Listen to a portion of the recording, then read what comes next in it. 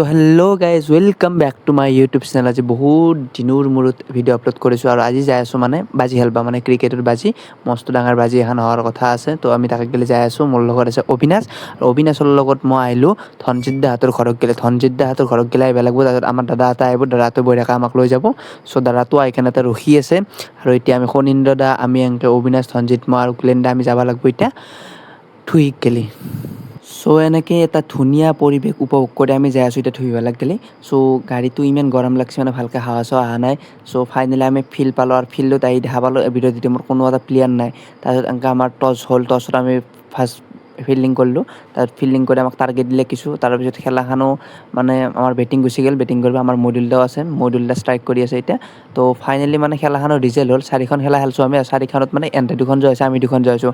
চ' এতিয়া আন্ধাৰো হ'ল, আৰু এতিয়া আন্ধাৰ হওঁতে আমি যাই আছোঁ ঘৰত গেলে। ডিমু আহি পালোঁ, আৰু ডিমুত আহি আমি হোটেল এখনত কিবা এটা খাই ল'লোঁ, আৰু খাই পেলাই ঘৰত যাম। তো বাই বাই।